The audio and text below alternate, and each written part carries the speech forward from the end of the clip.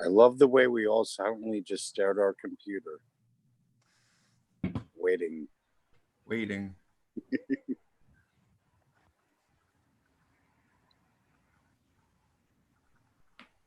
Okay, right now we are live. I only see Eugenia Villagra. Was looking to speak.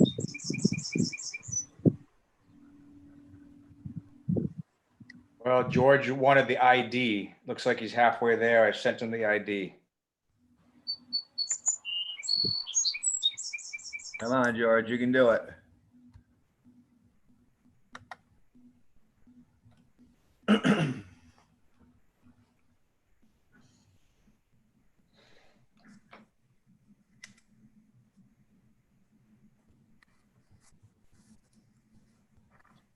Before we officially start the meeting, any general comments at all regarding how we want to proceed tonight with the agenda? We're going straight down the line, taking some public comments. Any other discussions? We've got John Reiner on the line. We will. If he wants to cover the TIF first before we cover the other parts of the agenda, that might make sense. I don't know if John wants to stay on for the whole thing, that's fine.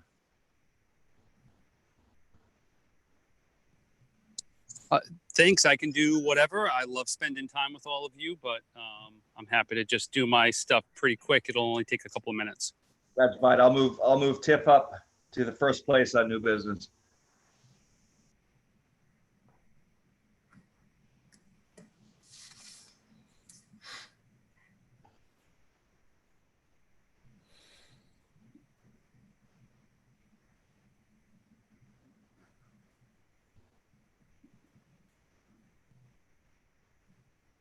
George has gone quiet. Lauren, will he come in as an attendee or a panelist? He's going to come in as an attendee. Okay, so I don't see him But there. I can, yeah, we can see those.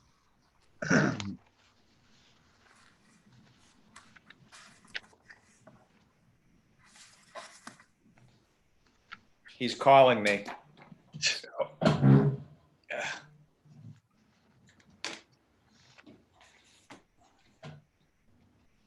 Hey, George.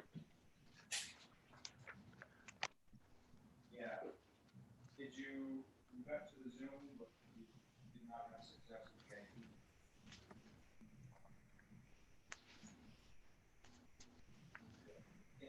Can you try to call in by phone? Try it that way.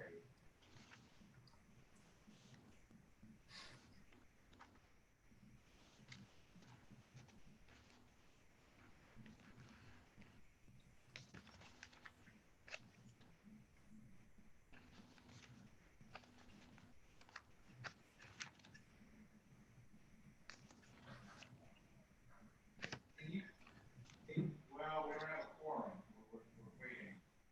And you, have you tried, did you get an email from Lauren with the main website at all? Going that way?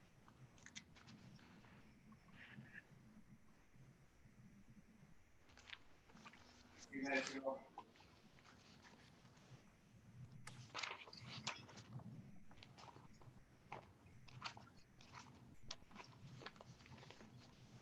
Yep.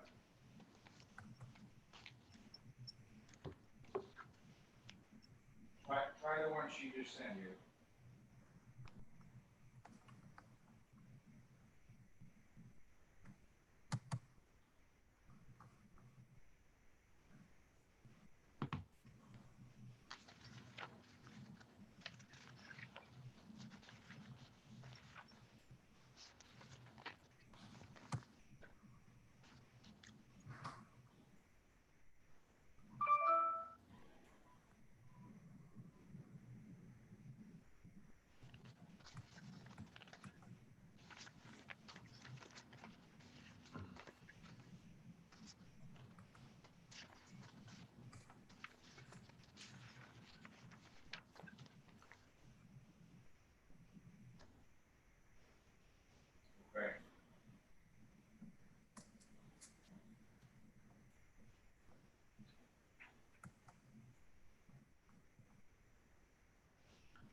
And you tried calling him just by phone, right?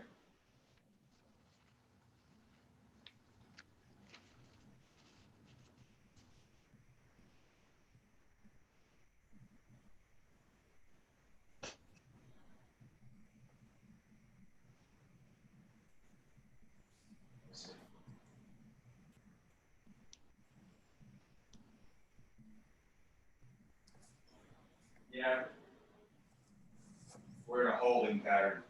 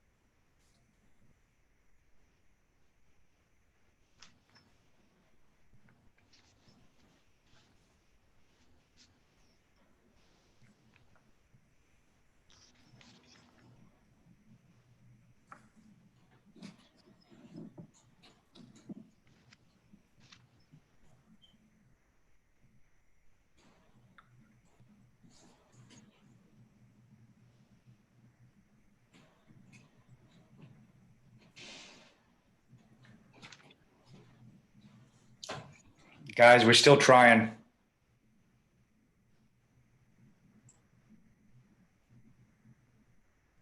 Is he coming in on his phone?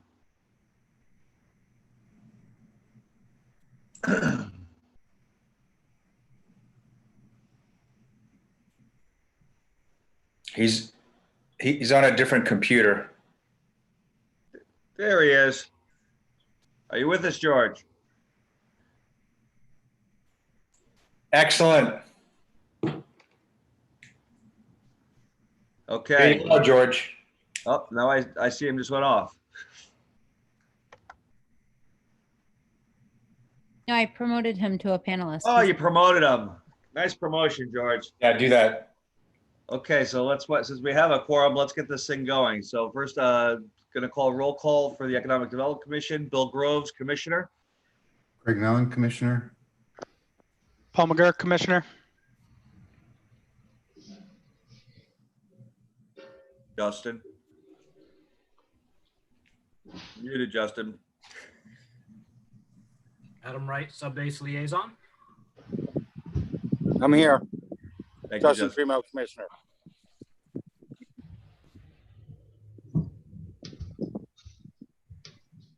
Sam.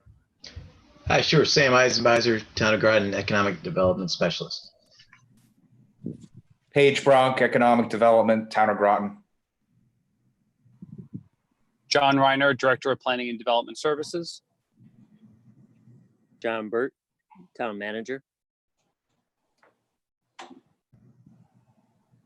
Lauren Post, Economic Development Staff. George, I think I heard you sign in, right? Very good. So first up, we're going to have public communication. We had a request from Eugenia and Kristen. Eugenia is from the Groton Conservation Advocates Group, and Kristen is from the Conservation Commission. So either one of you would like to begin, go right ahead. Sure, I'll get started. My name's Eugenia Villagra. I live at 76 Riverview Avenue in Noank. I'd like to thank you for this opportunity to speak about an outreach plan that both the Conservation Commission and Groton Conservation Advocates thought up late last year. I am here representing GCA. Kristen is here representing the Conservation Commission. Many months ago now, town-led conversations in the community began about how to help ease the transition to the single-use plastic ban on businesses, particularly restaurants.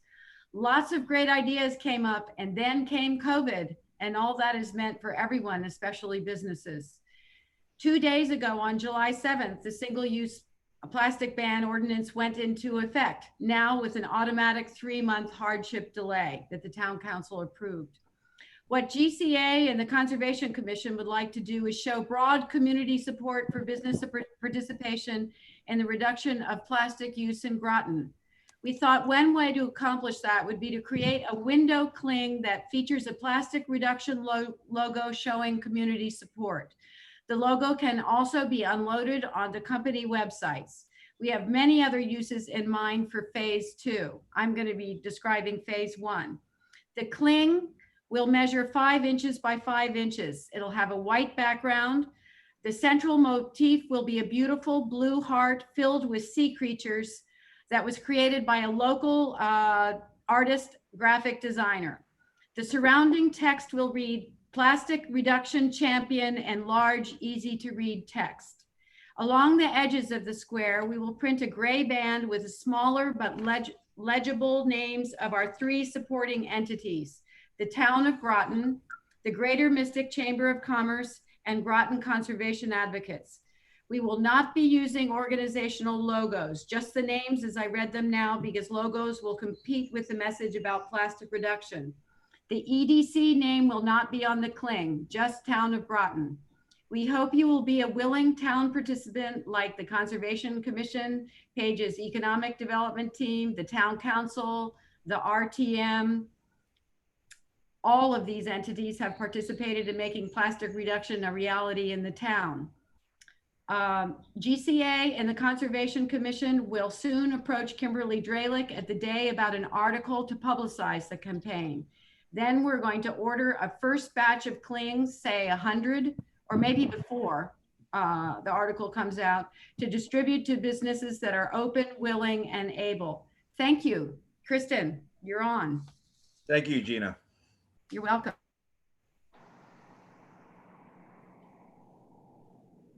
Can you hear me? Yes, we can. This is Kristen. Hi, this is Kristen Desnade, 82 Irving Street in Mystic, and I'm here representing the Conservation Commission. As you know, in the fall, well, actually more than almost 2 years ago now, we began the process of evaluating whether or not the town residents, businesses were interested in a plastic ordinance. And after a lot of work and surveys and town meetings, that we determined that the town indeed was interested and the ordinance was passed. Early in the process, we felt that there were some businesses that were very forthcoming, very supportive, really going above and beyond. And so we thought early on of ways to try and encourage and motivate and kind of celebrate their involvement in the process. And so together with the GCA and this graphic designer, we've come up with this first step, which is a logo, which they can post on their storefront, and just to kind of celebrate the fact that they're supportive of this mission. And ideally, it's something that other businesses would aspire to also be participating in. We don't have any specific criteria. It's more probably a business that expresses sort of a willingness and openness, and that they're doing maybe as much as they can within the parameters of their business. So yeah, so we just kind of wanted to apprise you of what was going on and hopefully have your support with it as well. Thank you. Thank you, Kristen. Next, we're going to go on to, is there any other public communication that I'm not aware of? Hearing none, I'm going to go on to the approval of minutes for the June 4th, 2020 meeting. Do you have a motion? So move. Second? Anyone? Second. Any changes, additions that anyone sees or that they've gone through? All in favor of approving the minutes, say aye. Aye. Aye. Opposed? Minutes have been approved. Old business, business outreach. We had that allotted to have for the business outreach that Craig wanted to make a presentation of a proposal he had, but I'm very happy to move that down on the agenda and allow John to speak to the TIF policy changes. Everyone's in agreement of that? Yes. Yes. Okay, John, would you like, yep. Someone say something? I said yes. Okay. George. Thank you, George. So John, we're going to start with you with the TIF policy changes. Mr. Chair, just a point of clarification. Given that George was having some challenges with the Zoom, he's actually on audio by phone, and then he's also on the Zoom. So there's a slight disconnect. He is engaged, but you may not see any prompt if he wants to speak. Okay, thank you, Paige. John. Okay, great. Good evening, everyone. Thank you very much. John Reiner, Director of Planning and Development Services. So I'll try to be brief. I just wanted to kind of give everyone an update on where we are. We are working on some changes to the TIF policy. So I'm before you. Right now, the EDC is actually also serves as the town's TIF advisory committee. So I'm looking to you in that role. And there are two main changes that we're working on within the TIF policy. One has to do with state law. There was a change to state law that under the old state law, the Planning and Zoning Commission could not make a recommendation on a TIF district master plan until after 90 days. That has been changed to 10 days. So we're changing that within the policy, as well as making it clear in the policy that the EDC is in fact also the town's TIF advisory committee. There are some other grammatical as well as kind of wordsmithing changes within the policy. We found a few words that were just not necessarily used interchangeably and not consistent within the document, but nothing really major. You know, again, those kind of two major changes were the 90 to 10 days, as well as the TIF advisory committee being the EDC. After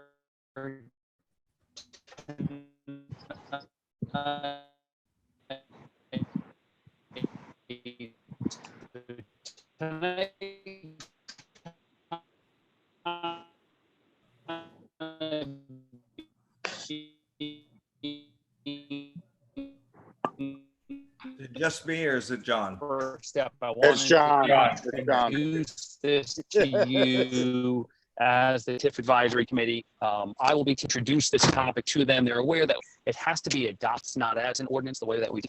Sounding great?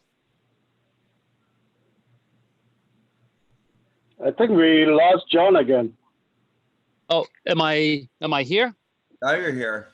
Oh, okay. Oh, sorry about that. That's all right. You're Okay, so as I was saying, after tonight, we'll take this to the town council for them to review. They will set a public hearing date, and they'll actually formally refer this back to the TIF advisory committee for you to review and make a recommendation on, and then it'll go through a public hearing. That's kind of the summary of the comments. I'm happy to answer any questions. I can repeat things. People didn't hear me well. So as I see, John, the major thing is we're switching, the 90-day period is going down to 10. That's the major change to it. Yeah, that's really the only main change to what we've proposed. I think everyone was already familiar with the fact that the EDC was the TIF advisory committee, but that was not formalized within the TIF policy. It was formalized in the TIF district master plans. Anyone else have any questions for John? George? No, I'm fine. Thank you. Your box lit up. So that's why when I see the box, I just want to make sure I don't miss you because Paige said there's a little disconnect. So very good. Well, thank you very much, John. All right, thank you. Sorry that I was breaking up a little bit there. Little technical difficulties. We got the gist. Thank you. Okay, so I'll be back before you probably in about 2 months looking for a formal recommendation on these changes. So feel free to review them between now and then. And if anything comes up in anyone's review, happy to talk to you. So John, just so in 2 months, you'll come back to us and we'll have to vote to send it back to the council for our approval or? Correct. It actually could be as soon as next month, but I think it'll be 2 months from now. Very good. Just to make sure we have. I do have a question. Justin. John, is there currently any TIFs up for approval right now? No, Okay, just checking on that. we're trying. In a few months, I might have a different story for you. All right.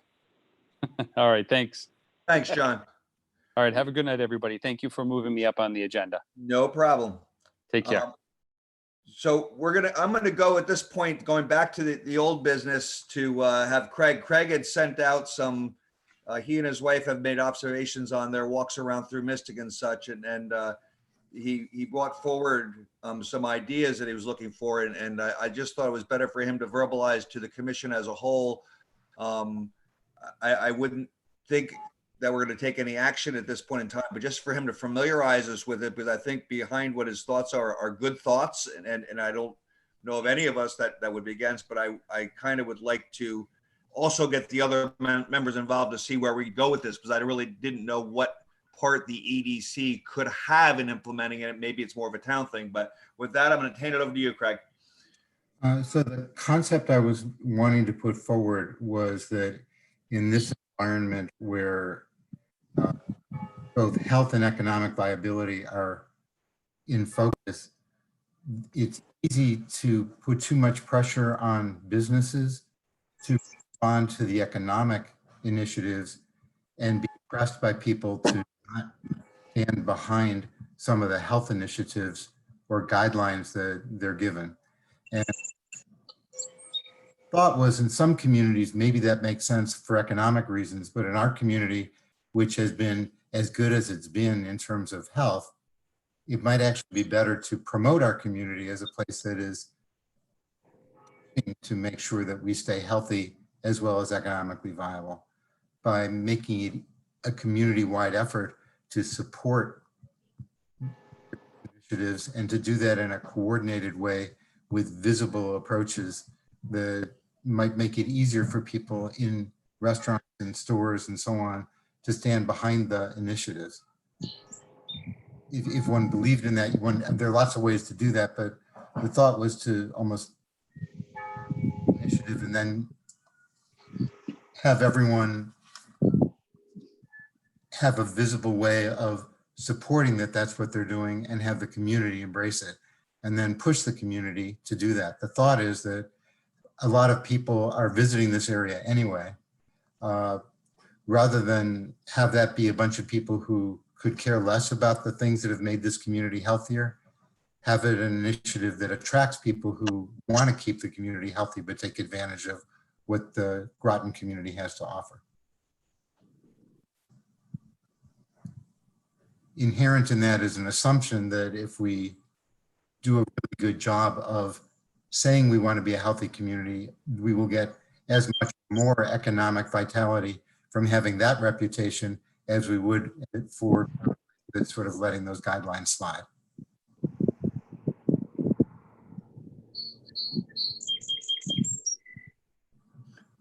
So Craig, I guess, as I said, conceptually, I agree with everything you're saying completely. So as the EDC, what would be the types of things that we would be kind of promoting? I did see did everyone get a chance to see the photos that were sent? Are we looking to do more of a signage that is more consistent across the board? Because I know that was part of it, that there was kind of a hodgepodge of people using state and such. So to make it more of a homogeneous, everything in our Groton Mystic in a certain signage, or I think to follow the idea behind it.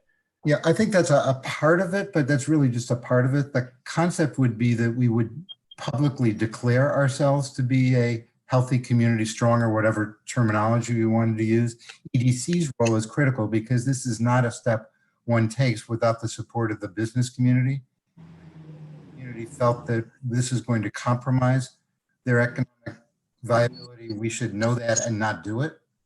If the community believes that it is a good movement forward, then we should help and foster the concept of essentially naming this community publicly as a both healthy and economically vital place. And then it's one that will stand more behind the various guidelines than you might find in another community.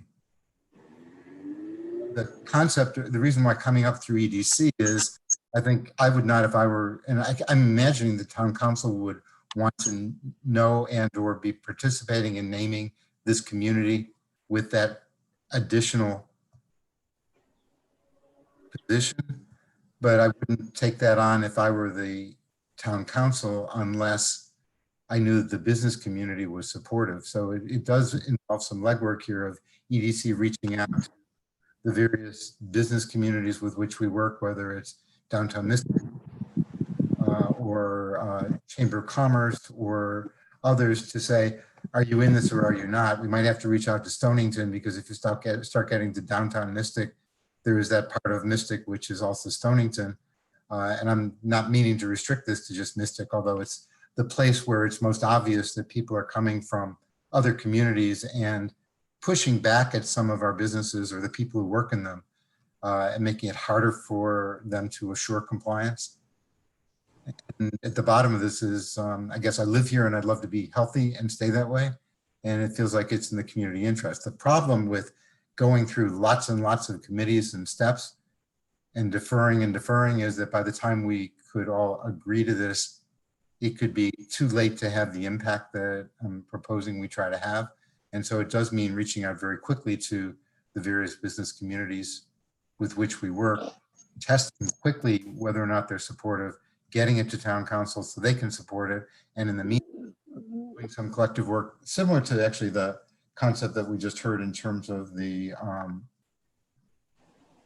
piece that would go on a window, but not, the state documents are not particularly attractive or easy to read, and they're sort of both what we're doing for you and what we are expecting. I think we probably want something much simpler.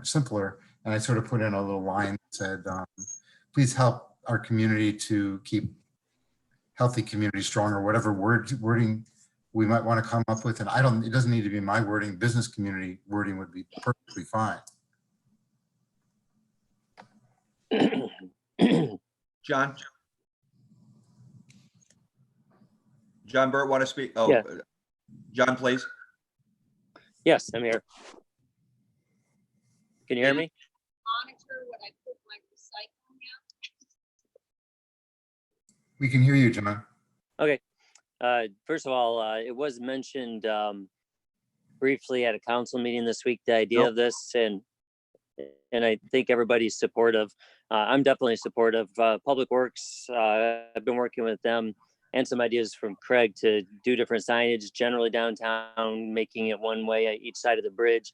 I think it's important to get Mystic, make sure Mystic's under control to help protect the town from ramping up on cases.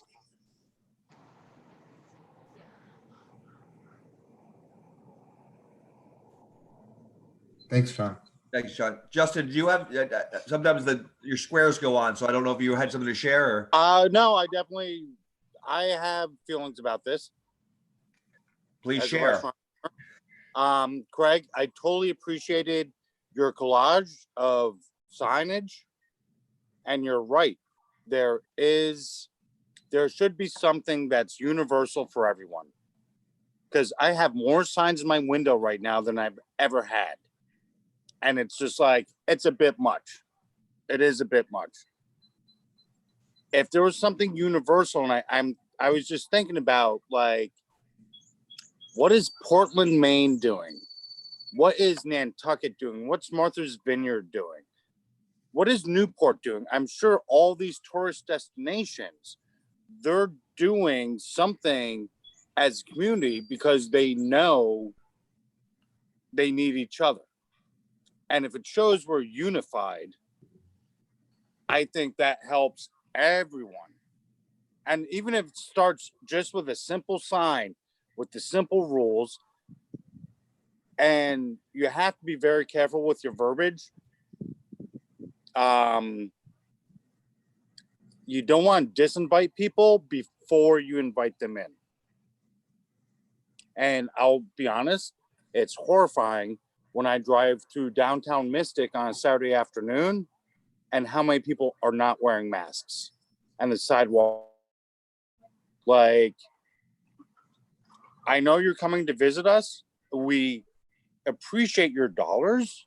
We appreciate your business, but respect us and our health. I mean, my mother's 72. She leaves the house once a month and she's a healthy 72. And it's just, we just want people to respect what we expect out of guests. And I think with the right copywriting, that could be worded very nicely. And I think a universal sign for every business, restaurant, retail, what have you, it could be very effective. But make it inviting, but stern. And that's all. Thanks, Justin. Paige. Justin, you mentioned Newport. I do want to say, I think all communities are wrestling with how to get ahead of this. Just this week, Newport has A-frame signs that with a certain coloring, language, and message, simple, positive. A few days ago, they actually started handing out little postcards as well, which they've had council members and others hand out on the sidewalk. And it has that simple message to visitors. So I do think people are figuring out as they go, but I think some of these communities have recently made an attempt with that common sign and messaging. But Paige, those signs in Newport, they were inviting. They weren't scaring people away. No, I don't think they scared anyone away. No, it's all how the verbiage you use. So I was in Newport this weekend. They were actually also handing out masks on the sidewalk as well. So Are they? Cool. yes, I think that's. I mean, beyond telling people what to do or asking them to do the right thing, I think providing them the tools to do the right thing is an extra incentive. So I don't know if that's something that we can do, but I feel like that might be a little bit more effective. You kind of give a mask with the message. Yeah. Yep. There, it has a nautical pattern on it. Oh. It doesn't have to be, but yeah, it doesn't say Newport. It has an attractive look to it. Yeah, it just has like anchors and compasses. People feel like it's a free souvenir. Right. Yeah. George, anything you want to comment on this?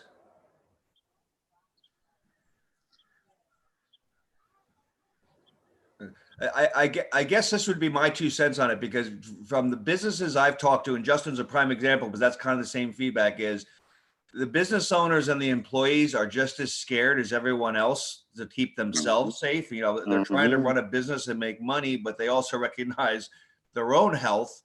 And I think at the end of the day, the business community would be very receptive to an idea that is inviting, as Justice said, not to scare people away, but to say, hey, we're here to protect your health. Welcome to our community. We want to protect your health, type of thing. Please follow these simple rules that we're trying to adhere to. So I don't really even think that it's going to be a pushback from a business standpoint, as long as we do it in a community friendly way. We're really trying to protect not only us, but also you coming in from out of town. I guess where I look to is who's going to come up with whatever this draft message production of it. I would assume John at that point would have to get in, because there's, expenditure of funds for signage and stuff, but I'm sure we can come up with something attractive, welcoming, but still getting across the point is we want to keep everyone healthy here. We've had a good track record so far, but that could turn quickly. So that's my 2 cents on that. I guess I don't ever want to say is we are the healthy community, and then 2 weeks down the road we have a little bit of a pocket and say, okay, we're not so healthy, and but I'd like to do it as trying to keep everyone on the same page. So that'd be my 2 cents on I like the idea, and I think we can tie it just like we'll discuss next about the conservation for the plastics. Is anything that we can promote our businesses in a positive, which I think this kind of ties, is a good thing. If it's not costing them anything except just goodwill, I think that's something they'll be receptive to, my opinion. If I could just comment on your respective comments. Right, go ahead. Justin picked up on the signage part. Paul picked up on the masks, and we talked a bit about Newport. I think we need to be careful to avoid this just being about signs. It's really a campaign to make sure that the community is supportive and knows that this is a community that wants people to be here, but sees that as part of a healthy, both economic and health venture together, and giving more support to the employees in a restaurant and stores to back the expectations that when you've come here, we really appreciate your being here and helping us, striving to be both healthy and economically viable. And that's more a campaign. It's not just changing to one common sign in everybody's window. Paul, do you have a comment? I'm No comment from me. Okay. Well, I guess this is how I would leave it at this point, because the one point you made, Craig, is this is not something we can wait around with, because we'll go to our next meeting is August, and coming up with campaigns is a little bit different. If we can agree to maybe start with the basics of it, is the masks, the signage and stuff like that, to try to see where we are, and then strategize on a campaign, and I'll let you take the lead on it, because it's something kind of in a very conceptual stage. But I think the signage and such, and even Paul's idea about masks, those are things we can do more up front, I would think. But there again, does that come from the town or the EDC? I think as an EDC, I would support it. I don't know why businesses wouldn't support it. I'm listening to Justin, so I would. Yeah, so I just think that's a start. Maybe I'm just trying to get something moving, if that's what our initial intention is, and then get around a campaign of some sorts that has to be formulated. Justin, Paige or John, do you have? I have so much COVID paperwork. Do you have the actual, like, the stuff we're supposed to say in the window? If you do, can you send that to me? And me and my wife will work on it. She's a great copywriter. Great with English. And we can actually try to make that friendly.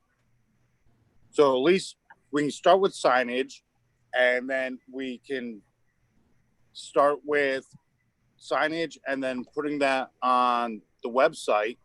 Like that's the opening page of the website. We have some of that material. I have so much, I don't know what to even put in the window anymore. I think that's the point, Justin, is that there is much that you get confused and you see all these different things and you don't want to pay attention to any of them. It's more like we need to get to the small number of things that we're asking people to do. Streamline.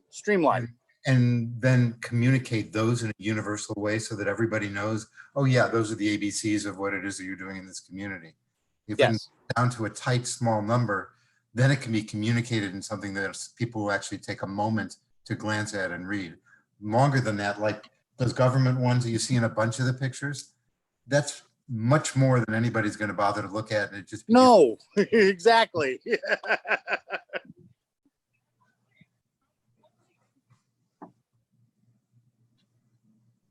And I'm happy to work with you in terms of. Yeah, concepts Craig, are. I have your email. I'll send you mine. Okay, so is this something that even with, if they come out with something that the town council should see first, or I'm just looking for a little bit of guidance on that aspect of it? I'll keep them updated. You know, I think they'll be happy to see anything done. I've been Okay. doing signage downtown all along, and they haven't asked to see it in advance. Okay, so this is more targeting that you could use on the businesses themselves, on the entryways, on the other stuff. It's not going to hurt, and as I said, I think in general the business will be, and as far as going forward with a campaign, start working on those ideas and come forward, because that's a little bit the different parts to it. I know from the bank standpoint, they kept everything as a visual, social distancing. They have a little box that has people 6 feet. They have a picture with the mask. They have so we used everything visual and didn't worry about the words that are on all those signs. Just as a concept, it just seems to make it easier from that, but that is about as much as I know. Can we talk about geography a little bit? We're the town of Groton. The hot spot is probably, as Justin was saying, Mystic, in terms of where everybody is congregating and creating the greatest risk. And if we're going to talk about downtown Mystic, we do need to talk about the Stonington side of Mystic as well, because all you have to do is walk over the one side of the bridge and get to the other. And John actually did a nice job of coordinating with Stonington in order to get the concept of both sides supporting the one-way walkways on either side of the street. So I think we do need Stonington to be involved in what we're doing if we're going to have two completely different perspectives, and everybody's going to still be wondering what we're doing. Well, and there are two different parts of this, Craig, and that's why one is the businesses, people going into businesses, you know, doing that. The other is the sidewalks. The sidewalks is a different issue it's very difficult to police that just in general. And I observe it too. And to tell you the truth, I choose not to stop in the Mystic during the weekend days because of it. So, but I go through it and I see it, and that's just a different issue from a business. But I think that goes into the campaign standpoint of community, everything around it. But yeah, I didn't mean to misspeak. I was literally just using the sidewalk as an example of it took coordination between Stonington and Groton to pull off something as seemingly simple as the sidewalks, and it wasn't that simple, and John pulled it off. But I'm just proposing that if we were to do this, one ought to have a similar concept sitting on the other side of the river, so we don't have very approaches with a community that when they come through this community, they don't necessarily see a difference just because there's a bridge between the two. Agreed. And I would assume, because the people in Stonington, that you can throw a stone over at them, they want to be just as safe as we do on our side of the bridge. So I don't know why they wouldn't embrace it also. It's just a matter of reaching out and just saying, this is what we'd like to do, and bring you guys in the fray on this. And I don't understand why anyone would be against it, put it that way. Quick question. Does anyone know if the Mystic Chamber or Mystic Merchants are doing anything in terms of being unified, in terms of putting out the same message universally? It's not my understanding. It's my understanding that they're not doing anything like this. Okay. They've been responsive, like the rest, trying to understand what the phasing is, what the sector guidance is, but I don't think there's any effort to make a unified branding or slogan. Okay. I Just did curious. Proposal to Heather deliberately because of her experience with the downtown Mystic Merchants. Never actually got a response. I don't know if she saw it or has been around to connect it with them, but I think we should be going to the downtown Mystic Merchants in particular to get their involvement and support and to embrace it. Is Adam. Hi, everybody. I was just noticing that the Eastern Connecticut Chamber of Commerce like someone said, a lot of it's you shall do this, you shall do that, but they do have a COVID-19 prevention sticker. It looks like if you've self-certified to reopen, maybe it would be worth approaching them. They might have resources to produce signs or placards or something like that with ideas from the business community that are more the friendly side of that. So just a thought, it might be worth looking at. They have some resources, I know. Thank you, Adam. I mean, Adam, I'm COVID-19 approved or whatever they call it by Compliant. the state, and it's self-approved. I answer 5 questions online, and then I print the certificate. Oh, you print it. Okay. It's kind of a joke. Oh, okay. Yeah, it's ridiculous. Maybe they could go further with some input from business community though. Yeah, probably. And that's the chamber, not so much the state. Oh, okay. So, that was separate. That was from the chamber. Yeah, well, it looks like they're talking about it on their website, but I think you're right. It's the state. Yeah, the state one is a joke. Yeah. It's a joke. So what I'm going to ask at this point, because I think everyone's kind of in agreement that this is something we'd like to bring through in the first phase. So Craig and Justin, and if you bring Heather into it, I think would be a good resource also for the downtown.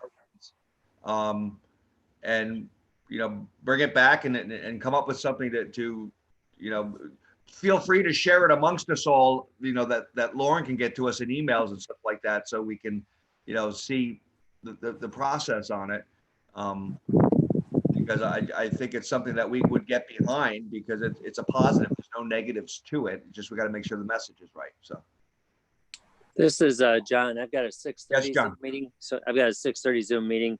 But I'm just going to say, Craig, if you need me to reach out, to Danielle Cheeseborough, or the new planner in Stonington just left our department to go there too. So I can make touch base with them if we want to coordinate with them. Thanks, John. Thanks, John. Okay, we're just going to move along because this kind of ties a little bit in the same vein of what Eugenia and Kristen were speaking of. I had a conversation with Eugenia last week. The conservation advocates, which I guess is also the commission is behind this also, have come up with these window clings. From the standpoint of the plastic ordinance of getting businesses to promote that whole aspect of the healthy environment, free of plastics and stuff. The idea behind it is kind of in line with Craig, is to try to, my opinion is it's a marketing, we're here to be a healthy community. We're here also from an environmental standpoint and such.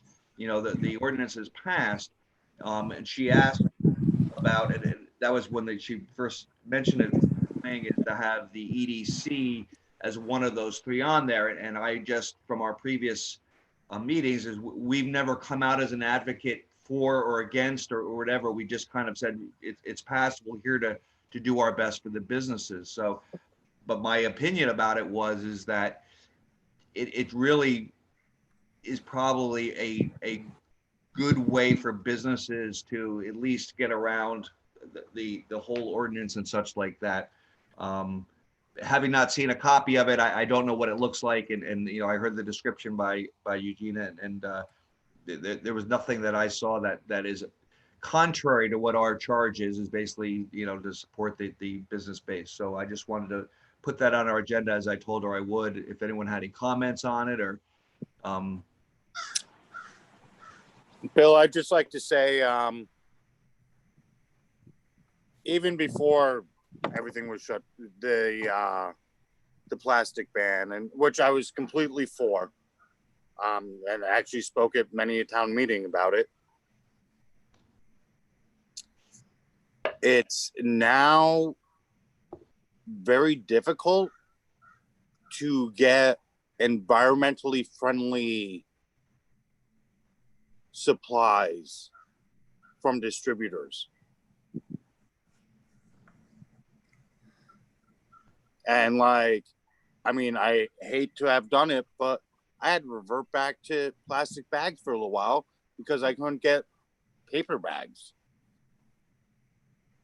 And now I can get paper bags again, so I'm done with plastic bags. But it's like businesses can only, like, if they can't get the product, they're gonna have to find something. Justin, do you have any indication with the, because I know supply chains have been messed up across the board, not just for that type of stuff. Have they given you any indications or? No, it's always hit or miss. Okay, because Always they do hit. have the, I mean, that's part of my thing, but the council did approve the 3-month emergency just across the Yeah. board. Yeah. Hardship. So I didn't know if you might have some insights, like, yeah, they're saying that they're 30 days, 60 days, 45 days behind us. No, and my big concern is I don't know what's going to happen when the weather gets cold again. Is this going to continue? Right.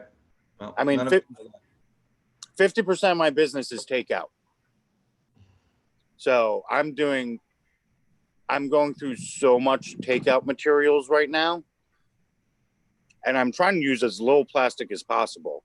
Right now, I'm just solely using plastic bags. Every now and then I get paper bags, but my containers are all cardboard or aluminum. But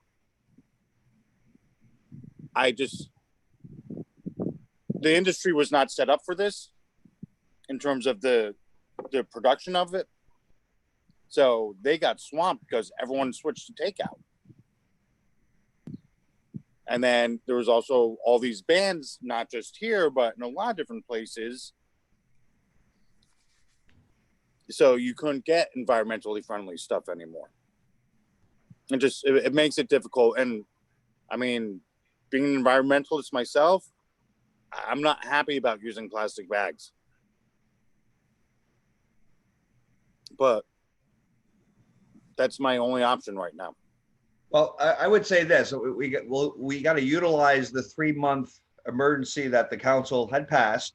Yeah. Hopefully, the supply chains, because that's just the way we are, just like before. If there are things that come up, then that can be brought to the council again, saying, "Listen, there's true supply chain issues that people are having problems with compliance." Yeah. But I would say this whole idea of the window sticker is kind of just putting out there saying, yeah, we're going to be, you know, we're trying our hardest. Yeah, we're going to do our best to support it. And I just see that is that segment of the consumer base that's important to them. There's not a negative to it. I don't think anyone's going to say I'm not eating there because they're not environmentally friendly. So I just thought it was a good idea of promoting it in the best light from a business standpoint, like anything else. I think it's a good idea. I like it. And I'll be happy to pursue with Eugenia and Kristen as how they'd like the EDC to distribute, or if they want us to do anything, but I just wanted to bring it to you guys because that's really, you know, it's not my decision to embrace something like that. So. Is that something? Paige? It's my understanding in speaking with others that the program was intended to be kind of a voluntary effort. So if a business found it to be beneficial to them and they cared to put the cling, I hope I'm using that, the cling in the window, then they could do it.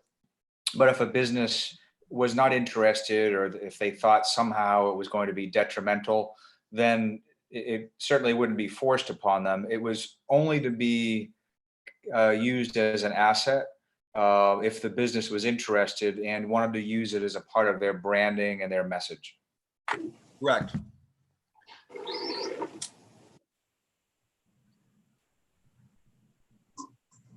If I got window sticker, as soon as I got it, I take a picture of it and put it on Facebook, on our webpage, on our Facebook page. Well, you can do it. Yeah, I mean, people can use it. Like, no, people will be happy to see that. So, I didn't think business would be adverse.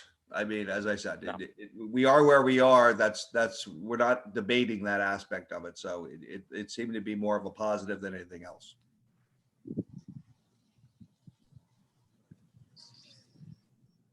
Okay, anything, other comments on I think we're all kind of in agreement that it's something that EDC would be happy to support. And we'll go from there.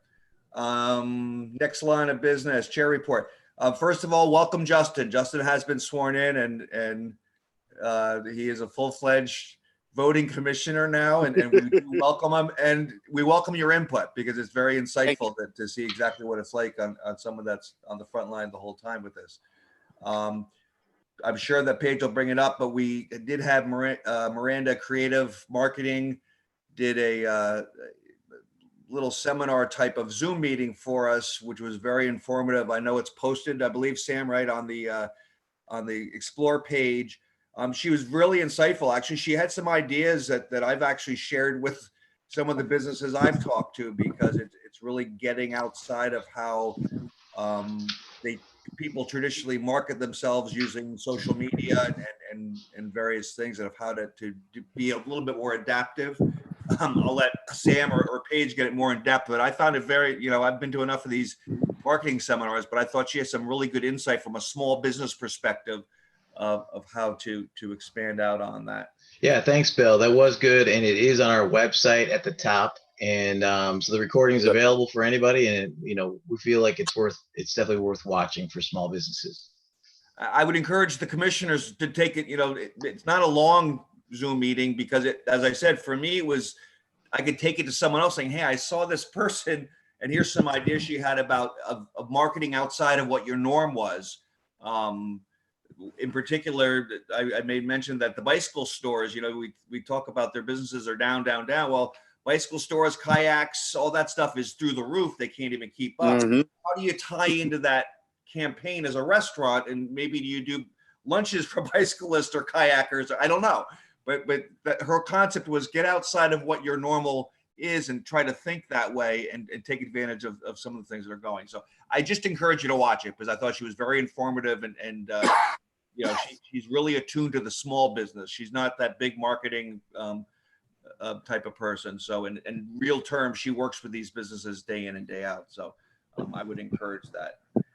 And as I mentioned before, which will go is the council did vote at the meeting. It was went on a little bit longer, but they did extend for 3 months that we have to work with here for the plastics thing. And then I believe even after that, if I read it correctly, is if there is still hardship, that they individually can come to John and just say, I still have a hardship. I don't think that's going away just from the delay across the board, the 3 months. So we did support that, and we sent a letter. I think also, Paul, you sent a letter on your own, and Conservation Commission supported it. So it was kind of a consensus that at least it made sense for the business community to take a little bit of the pressure off of them, because this is the last thing they're focusing on is that, as Justin said, that the outtake, the business that the restaurants are dealing with is basically takeout food, and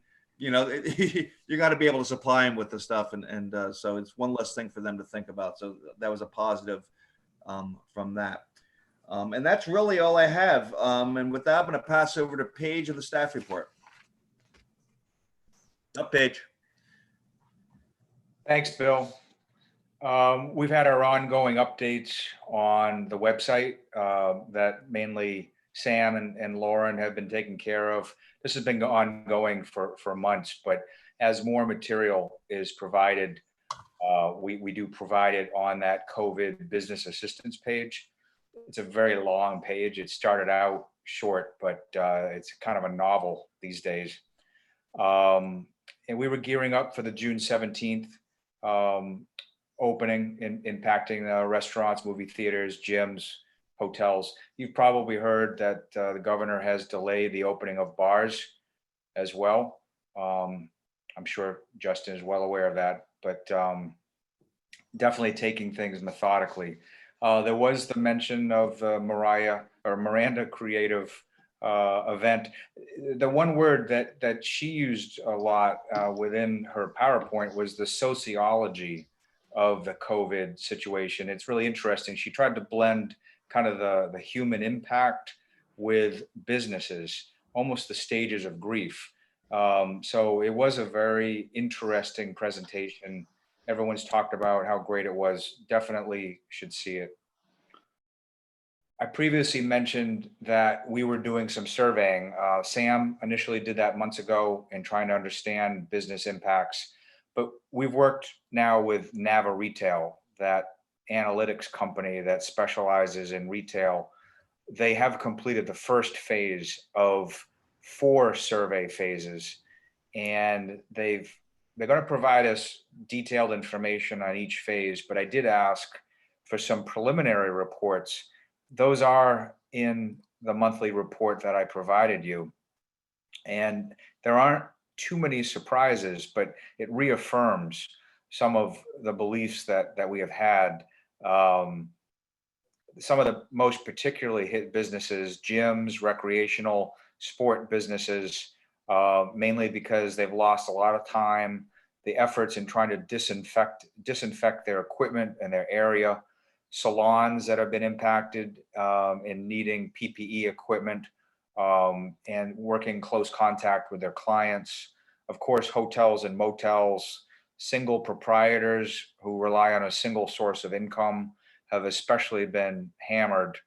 The PPE supply issue and also the cost issue, similar to what Justin was mentioning about plastics, PPE, the same thing. People are having a hard time getting their hands on them, and it definitely impacts businesses. And if they get it, it's quite expensive.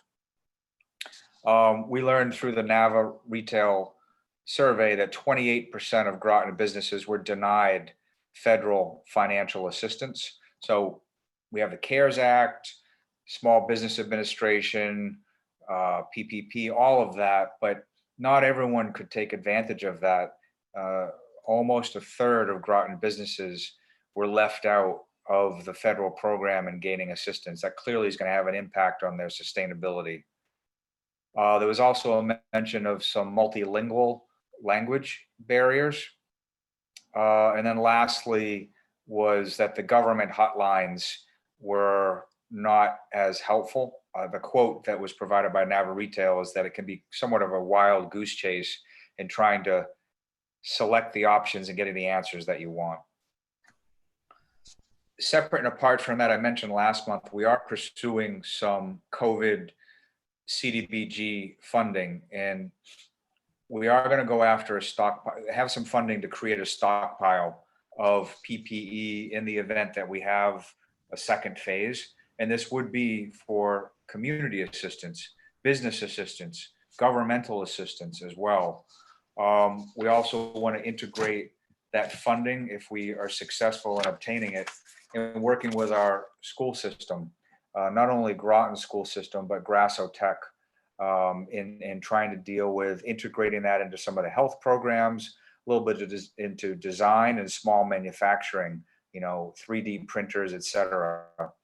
And then lastly, trying to prepare some of our frontline personnel. So we're hoping to target about $300,000. That proposal will be submitted this summer. In terms of marketing, we did another article. Sam and I were working on that, Business in Focus. The link to that article is in the monthly report. We today did receive PDF versions. It will be put on our website as well. Great opportunity for us to really highlight Groton, EB, Pfizer, Thayer Mahan, and others. And the timing of it was interesting. It was supposed to come out in the spring. Obviously, with COVID, they delayed things.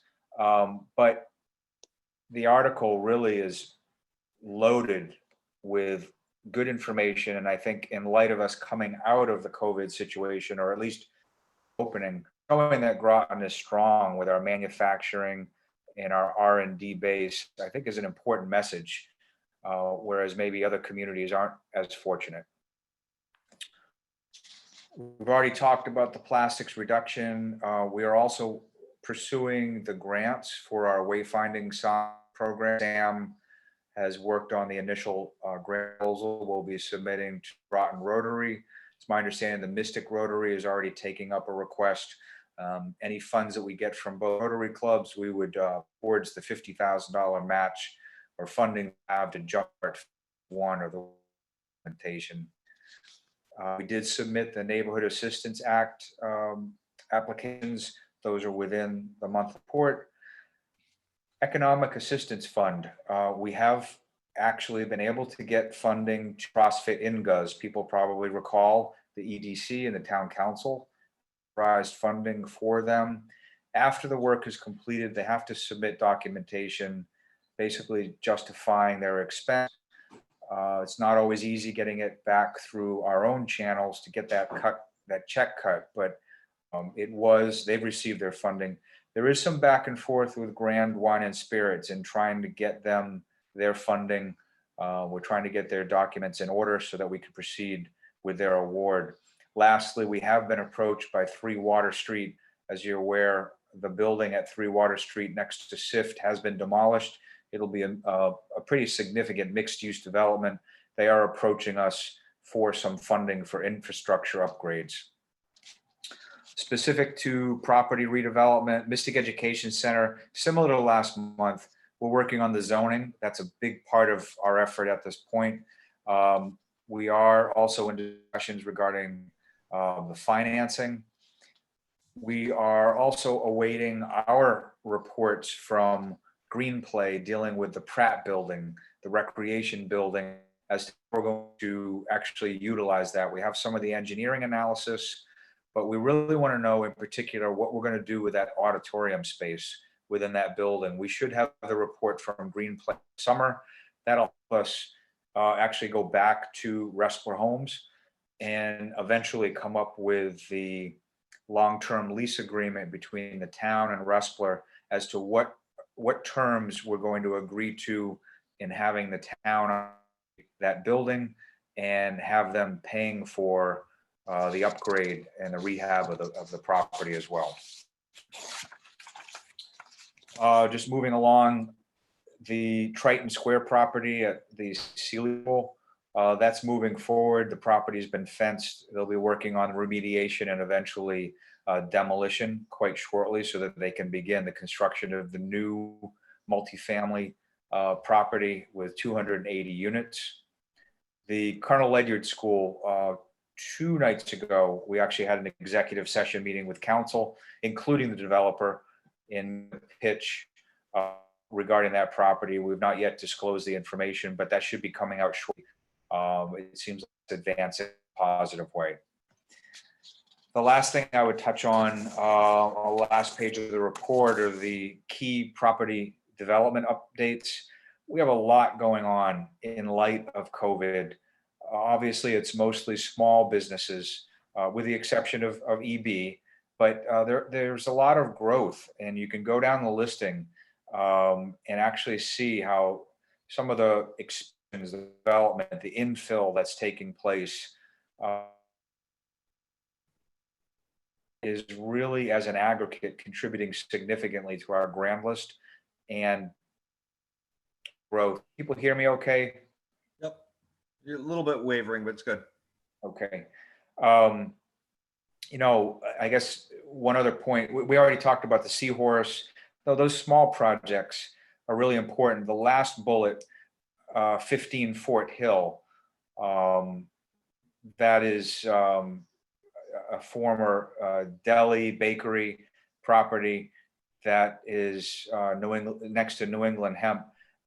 If you watch closely, you'll see some of these properties actually start to be taken over. That one, we believe, is under contract at this point, and they're evaluating how they're going to redevelop that. And other properties as well are also coming in line. So we may not see the large company that comes in, but if you look closely, you'll see small scale projects that are in key locations that investors are coming in and making significant contributions to Groton. Thank you. Thanks, Paige. Good stuff. Liaison, Adam, would you like to share? Sure. My report's in the package, but the exciting one is the last bullet, the Defense Community Infrastructure Program. The town did get an application in for that, and we should hear, I have in there, we'll hear by the next EDC meeting, but technically they have until the 8th. So if they don't announce those earlier, a little earlier, I might not know next time, but I'm pretty hopeful. I think it's a good contender, and it's going to pay for about $1.5 million of a $2 million project with federal funds. So really hopeful that that'll happen. That's Thanks, about- Adam. Just going over, I was looking at it just because I use it as my metrics a lot as Groton Utilities, and this month he didn't put in the metrics, so they said that they're redoing them. They retracted them just because there was a discrepancy on it, but they're showing a positive influx of move-ins. I also read a report that approximately, I don't know where they got the number, 13,000 residents of New York have relocated to Connecticut over the past couple months.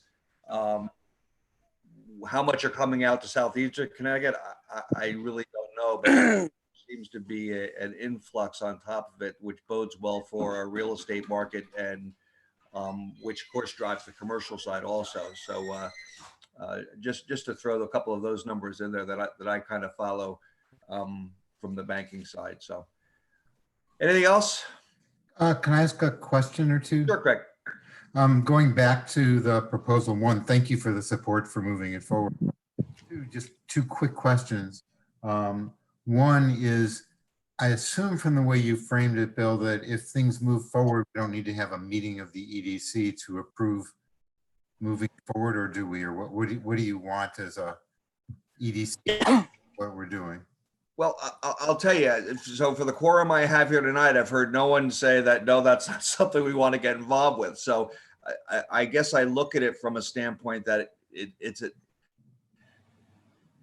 the town council embraces it. I think conceptually from a business standpoint, I don't know why they wouldn't. So I would say move forward with something in the way of that. Now, I know you want to go with a concerted campaign, but at least we can start simpler with, can we do a concerted signage or those smaller things to take advantage of it right now. So as far as I'm concerned, is we can, if you come up with something, really it's the town's approving it, not the Sure. EDC. I think what you're getting is the EDC embraces what you're trying to accomplish. That a fair enough statement, or? Sure, no, that's fine. The second question I have is, I sought to expand the geography by talking about the other side of the river, but I also wanted to test whether we're talking about Mystic or Groton. The area that's got the greatest intensity of problem at the moment, I think, is just out as Mystic. Yes, absolutely. Correct, but so from a signage standpoint, I think it's good in Mystic, Groton, Stonington, wherever, because we're really just trying to make a more concerted effort. So I mean, Noank has Forge and Abbott's. Ford's, Abbott's, the new package store that they took over there. You got Carson's. Right. So I think it carries over, and I think John offered to reach out to Stonington, right, to do that. So I don't think the message is any different from wherever we're on, what side of the river or such. So. Okay, so from a graphic perspective, it won't say Mystic on it, but it will say something. We're going to have to sort of name the area or do something that we're sort of describing where this effort is taking place. Paige? The wayfinding sign program that we worked on, we encountered the same challenge. We clearly are focused on Groton as a whole, but there are nodes of interest. Mystic is one. And we had a slightly different logo for Mystic, knowing that it crosses over into Stonington. The compass rose is basically something that we use. So it was kind of a transitional icon. Maybe we find the same thing. My personal belief is, although Mystic is important, there are other parts of Groton that are equally important. You know, downtown Groton has a lot of density, and we should be focused as well. But maybe we could find a way to have a similar message, but if you wanted from Mystic, there's a slight change somehow that might deal with the village. And more than happy to email you the wayfinding sign plan so you can see how that worked as well. But so you want maybe we want the same continuity and message, but maybe slight differences. Maybe it's a little different on one side of the bridge versus the other, but it's the same message. Right. Consistent, but you can do little variations of so. But I think this could be a whole subsect and start something that ties in not just COVID, but the plastic ban. And it's ever changing, but called Coastal Connecticut Cares. And we care about our coast. And just, you know, whenever there's an issue, that's something we embrace. Any business who wants to support it is behind it. I agree, Justin. I think, though, I'd like to keep it what we're dealing with in front. So that's going forward. We can tie it in. But let's try to focus on the issue. Exactly. At hand. Okay.